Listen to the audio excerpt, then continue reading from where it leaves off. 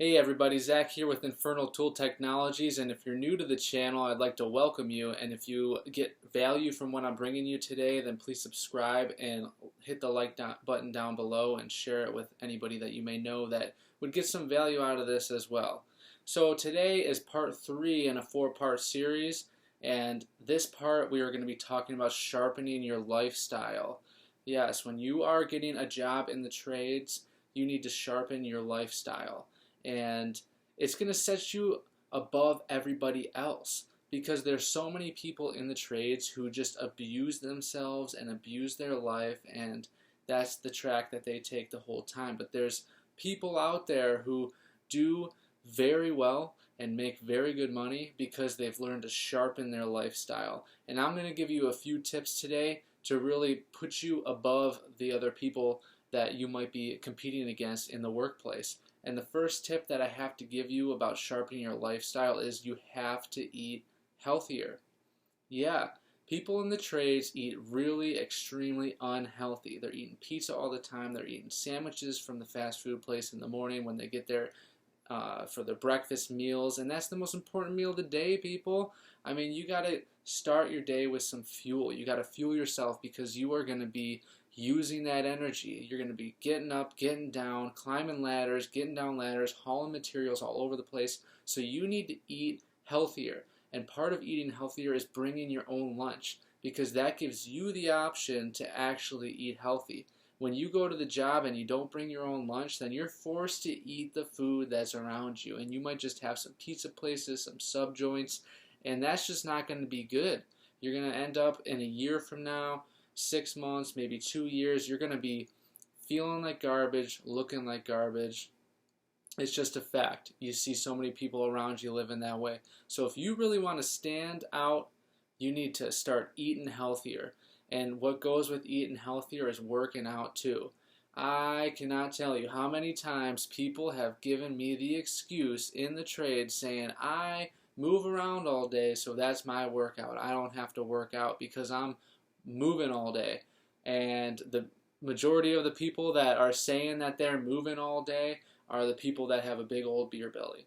And I'm sure you probably don't want to be one of those people. So what I'm here to say is that you need to work out. Yeah, you're getting a good workout at work because you're hauling materials back and forth, but it's not actually, you're not training yourself and hitting your core muscles. You're more actually hurting yourself because the working out that you're doing isn't actually professional working out. You're more straining your body. You're hurting the alignment of your body, and you are wearing out your muscles more than actually honing them and strengthening your muscles. So you need to, when you get out of work, even do some stretches before work. That could help, and stretches after work and stretches before your workout after work.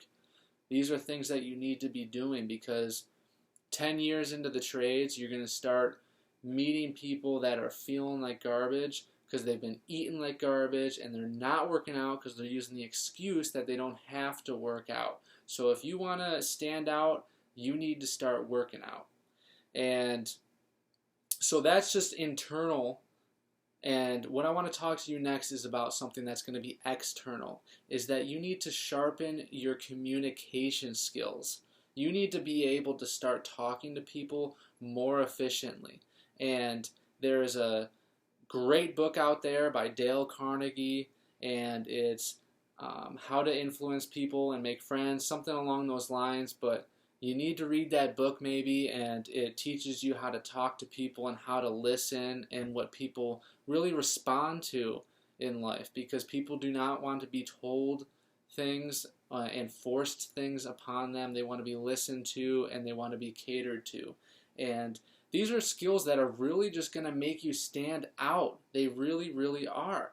They are great skills to have. When you can talk to your boss and you can ask for more money, or you can proficiently tell him that there's a better way to do something in his own business, you're going to get respect from people. And then also in turn, when you're able to talk to the homeowner, that's if you're working in residential, or maybe you're going to be talking to a foreman or superintendent or even the customer too. at the commercial jobs that you're working at. If you can hone that skill, that's going to really set you above people. And just being able to talk to people through what you're doing, making people feel comfortable about what you're doing in their home or their office is absolutely essential. I've, in my past, have made people that were having a horrible experience because of what my employers brought them through to the point of where I was actually working there. I've actually turned that on its head because of the communication skills that I had and the way that I was able to talk to people and settle them down and say, this is going to be a good experience, and make it a good experience. So just being able to sharpen your communication skills is huge. And so the next part of this is that you also need to be clean cut. Being clean cut is absolutely a must-have for people in the trades, because there is a stigma on people where you're just looking dirty and you're not shaved and your hair's all a mess and you just stink. And people have this stigma for people in the trades because it's a stereotype that's actually true. There is a lot of people out there who fit that bill. But if you could be clean cut and showing up every day with a fresh pair of pants, fresh socks, fresh shirt, looking good, maybe showered in the morning, maybe you had to do it the night before, but you're feeling good and you're looking good and you're freshly shaved, and people are going to really respond to that. If the homeowner is having you, if you're coming into somebody's home and you're just stinking and you're just looking like garbage, it's just going to be not a very good experience, and people won't respond to that. And if you ever do want to step out of that carpenter or out in the field role and move into the office, the people that are behind the desk right now are going to see you as the person that they would maybe want to bring into the office, because you already have those qualities. You have that clean cut quality, and that's just it's going to really propel your career if you can be in the field learning everything and getting your hands dirty and then moving to the office and being able to actually see the financial side of things and how the business is run. It will really propel your career astronomically.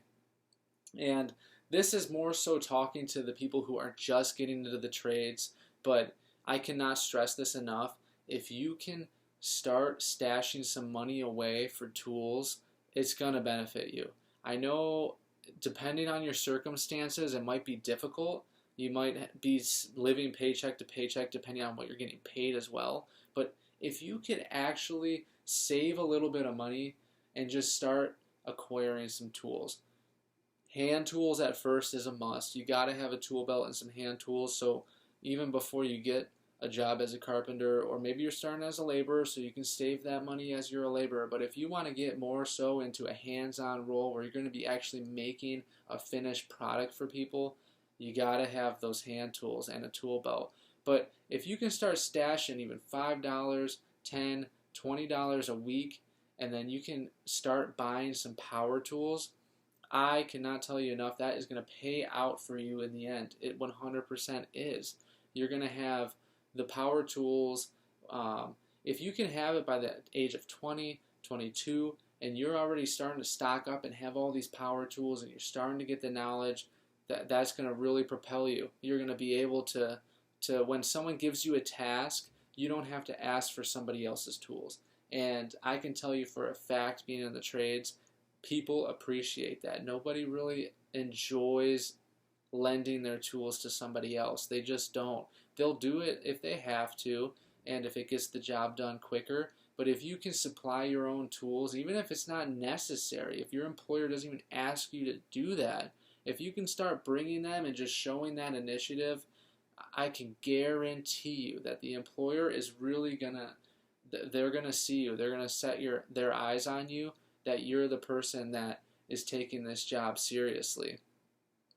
And if you can start scheduling your days out, I know that sounds a little weird for being in the trades, but if you can start planning your days and start building everything that we talked about in this video into just a daily planner, it will really it will enrich your life.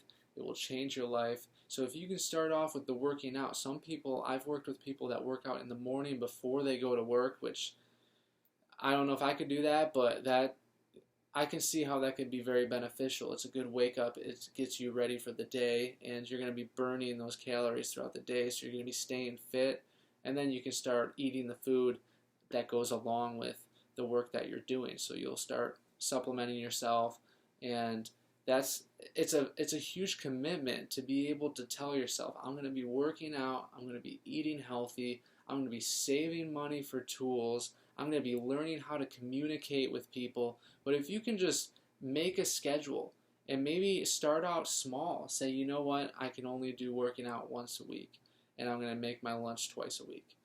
And if you could start out with something as small as that, I can guarantee you it's going to make a change, and it's going to probably light a fire in you. Because you're going to bring, on the days that you bring your lunch to work, you're going to feel so much better. You're not searching for food somewhere. You're going to be able to just go sit down, eat your food. You're going to feel good from the food that you're hopefully bringing in, and you're going to be able to get right back to work, and people around you are going to notice it. You're going to be able to have more communication with the people at work, so you're going to have better relationships with those people. So it also helps that sharpening your skill of communication when you're able to spend more time with people. And just being able to build that schedule, and if you can expand upon that, if you can add just a couple more days to that schedule, maybe 3 days a week, and then bump it up to 5 days a week, and then even 7 days a week when you're outside of work. If you're practicing these things outside of work, it's just only going to benefit you. So this is part number 3 in our 4-part series, and this is tip number 2, and it's sharpening your lifestyle. So I hope that you got some value from this today. If you did, could you please subscribe to the channel? It really helps us out, and if you could like and share the video and spread it to more people, because here at this channel I'm really trying to get people back into the trades and get people more comfortable and having a better lifestyle, and trying to remove that stigma of people in the trades. Everyone's starting to look down on people, even though it's a great skill to have. They see people in this poor light, and if at this channel we can really shine a light on the trades and know that it's a good skill and you can make really good money, and we should all be making more money, then please like and share the video with me. Thanks.